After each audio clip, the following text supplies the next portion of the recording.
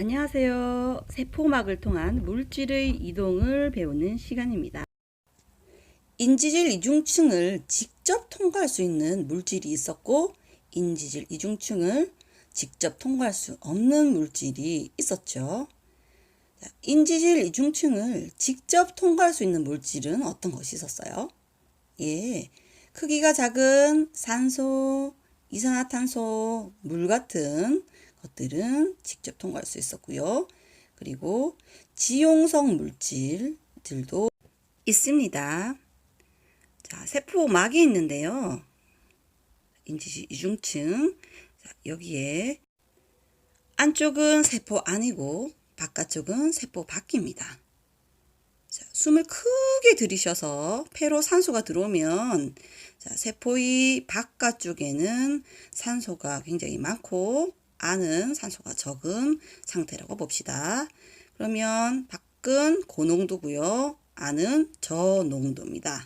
여기서 용질은 바로 산소입니다. 자, 산소가 많은 쪽에서 적은 쪽으로요. 산소가 헐빈한 쪽으로 산소들이 이동을 합니다. 역시 인지질 이중층은 잘 통과할 수 있습니다. 자, 이것을 확산이라고 합니다.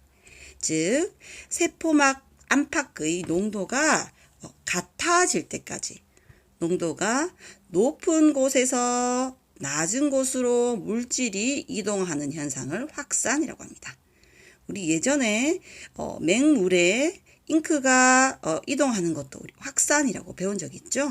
인지질 이중층에서 이러한 산소, 이산화탄소, 물, 지용성 물질들은 역시나 높은 곳에서 낮은 곳으로 농도가 높은 곳에서 낮은 곳으로 이동을 할 수 있습니다. 그렇다면 인지질 이중층을 직접 통과할 수 없는 물질들도 있었어요. 어떤 것들이 있었어요?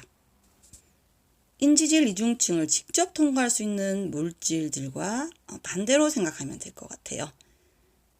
자, 일단은 수용성 물질들. 예를 들어 아미노산, 포도당, 그리고 각종 나트륨이온, 칼륨이온 등의 이온들은 힘들고요. 그다음 크기가 큰 고분자 물질 역시 직접 통과할 수 없었습니다. 그렇지만 필요에 따라서 수용성 물질 같은 경우에 막단백질을 통해서 통과는 할 수 있다고 했죠. 하지만 일단은 인지질 이중층을 맞닥뜨렸을 때 이 분자들은 어떻게 될까요? 자, 그림이 있는데요. 보면 분홍 색깔은 수용성 물질이나 고분자 물질 등이 될 수가 있어요. 직접 통과를 할 수 없으니까 그냥 이런 상태로 되어 있습니다. 근데 밖은 되게 농도가 높은 고농도죠. 그리고 안은 저농도예요. 불균형적입니다. 그리고 주변에는 물이 있습니다. 여러분, 자, 물은 여기 인지질 중층을 잘 통과할 수 있다고 했습니다. 어느 쪽이 더 물이 많은가요? 자유로운 물. 그렇죠. 저농도보다 고농도가 훨씬 더 자유로운 물이 적은 걸 알 수 있습니다. 자유롭게 이동할 수 있는 물이 이 불균형적인 상황을 보고 좀 더 많은 곳에서 적은 곳으로 이동을 하려고 합니다. 그러면 물이 많은 곳에서 물이 적은 곳으로, 즉 저농도에서 고농도로 물이 이동하는 것을 볼 수가 있습니다. 자, 이런 현상을 삼투라고 합니다. 자, 세포막을 사이에 두고 용질의 농도가 다른 용액에 있을 때, 즉 지금 밖과 안이 용질의 농도가 다르죠. 이때 이 용질들은 직접 통과할 수 없는 물질들입니다.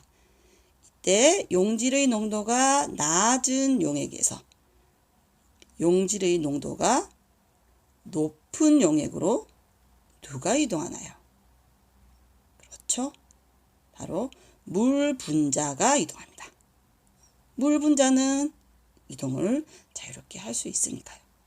이렇게 물이 많은 곳에서 적은 쪽으로 이동을 하게 되면 세포의 안과 밖이 다시 농도가 비슷해지는 현상을 보이는 것이죠. 그래서 용질의 농도가 낮은 곳에서 높은 곳으로 물 분자가 이동한다는 사실을 기억해 주세요. 오늘은 인지질 이중층을 통과할 수 있는 여러 가지 물질들에 따라서 어떻게 방법이 달라지는지를 배웠어요. 보면 확산은 용질이 직접 통과를 하는 거고요. 삼투는 물이 통과한다는 거 기억을 합니다. 그럼 관련된 실험을 한 가지 볼까요? 오이를 가지고 왔어요. 오이는 식물 세포죠. 자, 열심히 오이를 자른 다음에 이 오이들을 두 종류로 분류를 했습니다. 한쪽에는 소금을 잔뜩 뿌렸어요. 자, 그리고 골고루 소금을 묻혀주었고요. 한쪽에는 맹물을 뿌려 주었습니다. 자, 그리고 30분이 흘렀습니다. 소금을 뿌린 오이, 맹물을 뿌린 오이. 손으로 쥐어보니까요. 어때요? 휘는 정도가 소금을 뿌린 오이가 굉장히 많고요. 이 녀석은 아주 많이 휘었네요. 반면에 맹물을 뿌린 오이는 좀 딱딱해 보입니다. 자, 손 귀 기울여 보세요. 소리가 들리나요? 자, 맹물을 뿌린 오이는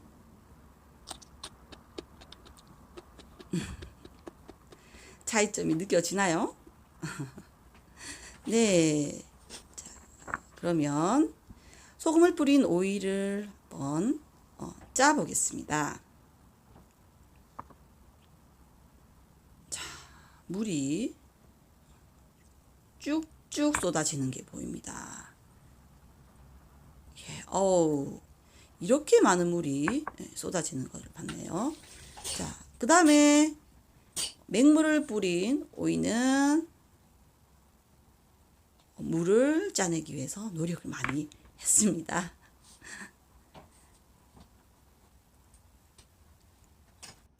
어느 쪽이 물이 더 많이 나왔나요? 예, 소금을 뿌린 오이가 물이 훨씬 많이 나온 것을 알 수 있습니다. 자, 이것은 물이 왜 이렇게 쭉쭉 나왔을까요? 실험과 연결지어서 식물세포와 동물세포의 삼투 현상을 한번 알아보겠습니다. 우리 방금 오이는 식물세포였죠? 자, 이 식물세포의 세포의 안과 용질의 농도가 같은 용액에 넣었다고 가정을 해봅시다. 먼저 세포니까 세포벽이 있겠죠. 식물세포벽. 그리고 세포벽 안에는 세포막이 같이 접혀져 있고요. 그 안에는 세포질이 있어서 식물세포의 세포 소기관들이 있지만 특히 여기는 액포를 쓰겠습니다. 액포는 물을 저장하는 곳입니다. 자, 식물세포 안에도 어떤 용질이 들어가 있을 거예요. 예를 들어 아까 소금의 실험으로 나왔으니까 나트륨 이온으로 생각합니다. 나트륨 이온이 3개 정도 있다고 치면 그 주변은 그것과 비슷한 농도의 용질이 존재하겠죠. 자, 둘 다 그 나트륨 이온의 그 농도가 비슷하기 때문에 물이 안쪽으로도 가고 바깥으로도 나가고 그냥 왔다 갔다 물 분자가 확산될 수 있습니다.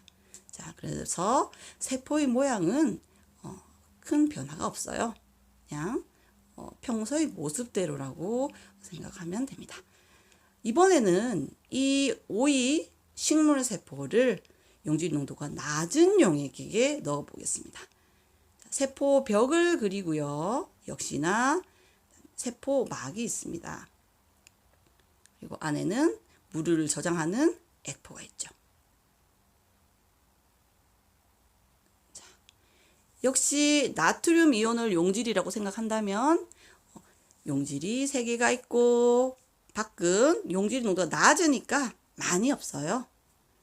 자, 그러면 자유로운 물이 어디가 더 많나요? 자, 안에를 보면 여기가 고농도고요. 밖이 저농도입니다. 자유롭게 용질과 접하지 않는 물들은 바로 밖이 더 많아요. 그럼 물이 많은 곳에서 적은 곳으로, 즉 세포 밖에서 안으로 물이 들어갑니다. 그리고 안에서 밖으로 나가는 것들도 있습니다. 왜냐하면 물은 늘 이동을 하니까요. 그러면 밖이 훨씬 더 안으로 더 많이 들어오는 걸 알게 되고요. 그럼 세포는 액포가 굉장히 팽팽해집니다. 더불어 세포막도 팽팽해지고 세포 전체가 좀 팽팽한 느낌이 있습니다. 즉 세포가 팽팽해집니다. 그 이유는 식물 세포의 안으로 들어가는 물의 양이 더 많아서죠. 자, 이번에는 세포 안보다 용질의 농도가 높은 곳, 즉 좀 더 진한 곳으로 식물 세포를 넣어 보겠습니다. 세포벽이 있습니다. 그리고 세포막이 있어요. 안에는 역시 액포가 존재합니다. 역시나 용질이 3개가 있으면 밖에는 용질이 굉장히 많아요. 나트륨 이온이 굉장히 많아서 아주 좋은 환경이라고 생각을 할게요. 그러면 어디가 고농도예요? 바깥이 고농도이고 안이 저농도입니다. 자유로운 물은 더 많은 곳이 어딜까요? 세포 안에 있는 물이 훨씬 더 많습니다. 그러면 많은 쪽에서 적은 쪽으로 물이 이동을 하니까 세포 내에 있는 물들이 많이 나가게 되고, 물론 물은 이동하기 때문에 밖에서 안으로 약간씩 들어오기도 합니다. 자, 이렇게 물이 다 빠져나가게 되면 세포는 굉장히 쭈그러들 수밖에 없고요. 세포벽이 있기 때문에 이 세포막과 세포벽이 분리되어서 보입니다. 자, 그 이유는 나가는 물의 양이 더 많아서 세포 질 전체가 조그러들기 때문이죠. 자, 이번에는 동물세포를 생각해 보겠습니다. 동물세포 중에서 적혈구를 용질의 농도가 같은 용액 안에 넣었다고 생각합니다. 그러면 적혈구를 동그랗게 원반 모양으로 그려볼게요. 적혈구는 세포벽이 없어요. 그리고 적혈구는 액포도 없습니다. 세포벽과 액포는 식물세포만 가지고 있어요. 여기 있는 동그라미는 그냥 원반 모양이라는 걸 표시한 거예요. 자, 적혈구도 역시 나트륨 이온이 한 3개 정도 있다고 생각하면 밖에도 그와 비슷한 농도로 있습니다. 안과 밖이 똑같으니까 물이 그냥 자유롭게 왔다 갔다 할 수가 있죠. 그러면 세포의 모양은 변화가 거의 없습니다. 평소 그런 모습이고요. 이번에는 적혈구를 세포 안보다 용질이 농도가 낮은 용액에 넣어 볼게요. 자, 나트륨 이온이라고 치면 용질이 3개가 있고 밖은 나트륨 이온이 별로 없어요. 그럼 안이 고농도고 밖이 저농도가 되겠죠. 자유로운 물은 저농도에 많습니다.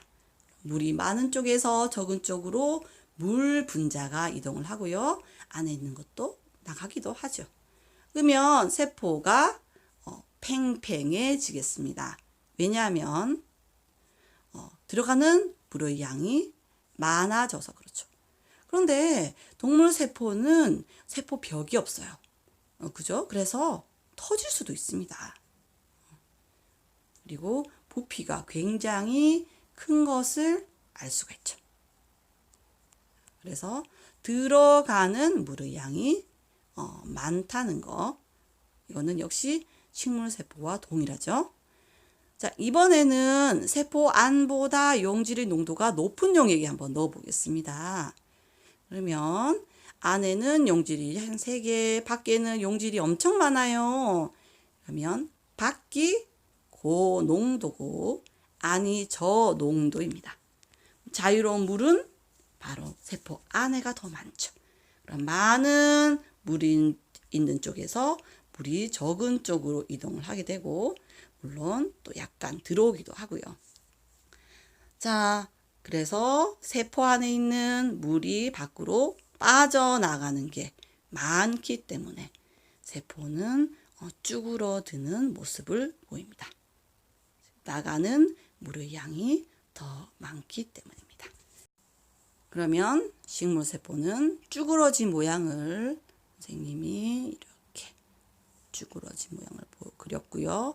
부피가 훨씬 작아졌습니다. 자, 이렇게 식물세포와 동물세포의 삼투 현상을 보았어요. 원리는 같습니다.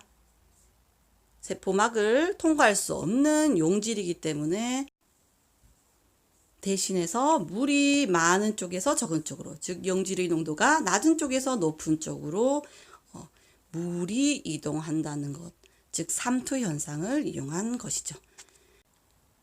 그러면 아까 오이 실험 이제 이해가 가시나요?